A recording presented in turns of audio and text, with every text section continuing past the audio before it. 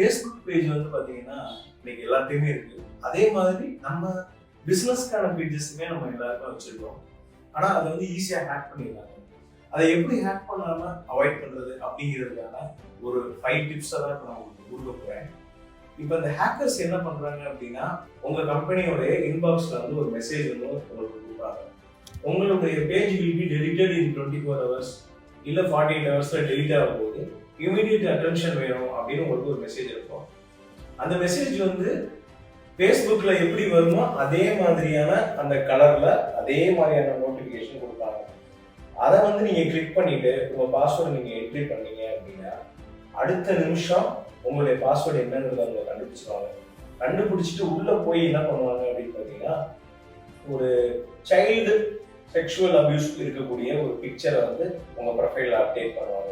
Facebook வந்து அதை deliver பண்ண மாட்டான். ஆனா உடனடியா உங்களை ஒரு 3 டேஸ்க்கு ஒர்க் பண்ண விடாம உங்க ப்ரொஃபைல லாக் பண்ணிடும். இந்த டைம்ல வந்து அவங்க என்ன பண்ணுவாங்க அப்படின்னு கேட்டீங்கன்னா, உங்க பாஸ்வேர்டை வச்சு உங்களுடைய அக்கௌண்ட்ல உங்களுடைய மெயின் ப்ரொஃபைல் இருக்குல்ல அதுல அவங்களுடைய சில பேஜஸை வந்து என்ன பண்ணுவாங்க, உள்ள வந்து அட்மின் ஆக்கிடுவாங்க. இப்போ நீங்க ஒரு கிரெடிட் கார்டை உள்ள ஆட் பண்ணி வச்சிருக்கீங்க. உங்களுடைய கிரெடிட் கார்டு அதுல 1 lakh லிமிட் இருக்கலாம், இல்லை 2 lakh லிமிட் இருக்கலாம். இப்போ வந்து என்ன பண்ணுவாங்க, ஆட்ஸை வந்து அவங்களுடைய ஆட்ஸை உங்களுடைய பேஜ்ல ரன் பண்ணுவாங்க. இப்போ பாத்தீங்கன்னா 50,000 1 லட்சத்தை நீங்க ஒரே நாள்ல இழந்துருவீங்க. நீங்க உங்க ப்ரொஃபைல்ல வந்து நீங்க தப்பான ஒரு பிக்சர் நீங்க போடல. ஆக்சுவலா உங்களுக்கு ஒரு நோட்டிபிகேஷன் வந்துச்சு, ஃபேஸ்புக் நோட்டிபிகேஷன் அப்படின்னு நினைச்சு நீங்க அதை கிளிக் பண்ணுவீங்க, கரெக்டா? ஆனா அதை அனுப்புனது ஒரு சம்மோன், ஒரு ஹேக்கர் உங்களுக்கு அதை அனுப்பியிருக்காரு. ஈஸியா புரிஞ்சுக்கிறதுக்காக நான் ஒரு தெளிவா சொல்றேன். அப்ப அந்த மாதிரி நோட்டிபிகேஷனை நீங்க கிளிக் பண்ணவே கூடாது. பணத்தை வந்து ஒரு நிமிஷத்துல நம்ம இழக்கிறது இந்த மாதிரி தான். செகண்ட் ஸ்டெப் வெரிஃபிகேஷன் போட்டிருக்கேன் சார், ரொம்ப நாள் நான் ஃபேஸ்புக்ல வந்து ரொம்ப ஸ்ட்ராங் தான் அப்படின்னு நீங்க சொன்னீங்கன்னாலும் இந்த மாதிரியான விஷயத்துல நீங்க வந்து யூஸ் பண்ணிடுவீங்க. இதை அவாய்ட் பண்ணணும் அப்படின்னா என்ன பண்ணணும் அப்படின்னா, உங்களுக்கு நோட்டிபிகேஷன் உங்க டைம்லைனுக்கே வரும். உண்மையிலே ஃபேஸ்புக் வந்து உங்களுக்கு ஒரு வார்னிங் கொடுக்குறாங்கன்னா உங்க டைம்லைன்லேயே வரும். டைம்லைன்ங்கிறது ஒரு போட்டோ நீங்க போடுறீங்க, உங்க ஃப்ரெண்டு லைக் பண்றாரு, உங்க ஃப்ரெண்டு கமெண்ட் பண்றாருன்னு உங்க நோட்டிபிகேஷன் வந்து பார்த்தீங்கன்னா அந்த இடத்துலயே உங்களுக்கு நோட்டிபிகேஷன் வரும். அந்த நோட்டிபிகேஷனுக்கு தான் நீங்க ரெஸ்பாண்ட் பண்ணணும். இந்த மாதிரி வரக்கூடிய ஹேக்கர்ஸ்ல வர நோட்டிபிகேஷன் நீங்க பாத்தீங்கன்னா யூசர் 1, யூசர் 2, ஃபேஸ்புக் மெட்டா பிசினஸ்னு ஏதாவது ஒன்று கிரியேட் பண்ணி உங்களுக்கு இன்பாக்ஸ்ல அனுப்பிடுவாங்க. நல்லா நோட் பண்ணிக்கோங்க, ஃபேஸ்புக் உங்களுக்கு இன்பாக்ஸ்ல மெசேஜ் அனுப்பவே மாட்டாங்க. உங்க டைம்லைன்ல மட்டும் தான் நோட்டிபிகேஷன் அனுப்புவாங்க. அது ஒரு விஷயம். இதுல இருந்து நீங்க தப்பிக்கிறதுக்கு இன்னொரு விஷயம் நான் சொல்றேன். உங்களுடைய கிரெடிட் கார்டை உங்களை ஆட் பண்ணி வைக்காது. நீங்க ஒரு ஆட் ரன் பண்ணணும் அப்படின்னா நீங்க யூபிஐ பேமெண்ட் மூலமாகவே நீங்க வந்து அந்த ஆட் கம்பெனிக்கான பேமெண்ட் நீங்க செலுத்தணும். ஸோ இதை தான் இப்போ நாங்கள் எல்லாருமே யூஸ் பண்ணிட்டு இருக்கோம். ஸோ உங்க கிரெடிட் கார்டு டீடைல்ஸை ஃபேஸ்புக்கில் ஆட் பண்ண வேண்டாம். இல்லை அப்படின்னா இன்பாக்ஸ் மெசேஜ்க்கு நீங்க ரெஸ்பாண்ட் பண்ணக்கூடாது. இது ஒரு விஷயம். அதுக்கப்புறம் நீங்க ஃபேஸ்புக்கில் வந்து உங்க ப்ரொஃபைல்ல போய் நிறைய கேம்ஸ் வந்து உங்களுக்கு வரும்.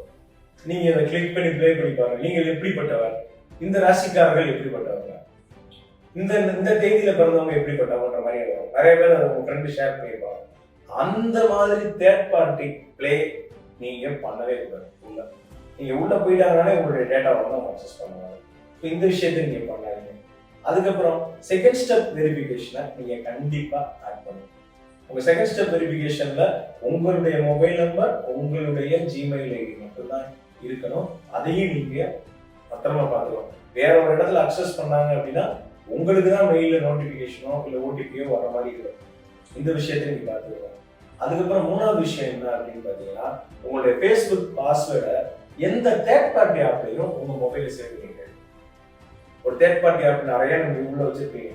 கூகுள் கீப் மாதிரியான ஒரு சேஃபான ஒரு பிளாட்ஃபார்ம்லயோ இல்லை ஐபோன் யூஸர் இருந்தீங்கன்னா நோட்ஸ்ல நீங்க சேவ் பண்ணிருக்கீங்க.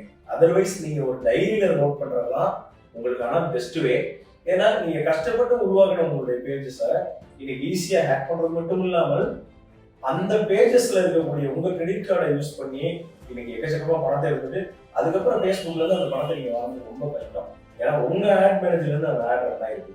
ஸோ இந்த மாதிரி விஷயங்கள்லாம் நீங்க வந்து ஃபாலோ பண்ணீங்கன்னா உங்க பேஜை யாரையும் ஹேக் பண்ண முடியாது. இது சம்பந்தமா கூடுதல் தகவல் வேணும், இதை கரெக்டா மெயின்டைன் பண்ணணும் அப்படின்னா டிஸ்கிரிப்ஷன்ல என்னுடைய நம்பர் போட்டிருக்கேன். அதில் நீங்கள் கான்டாக்ட் பண்ணுங்க. இல்லைன்னா கமெண்ட்ஸில் நீங்கள் டைப் பண்ணுங்க, நான் அதுக்கு ரிப்ளை தர்றேன். தேங்க்யூ.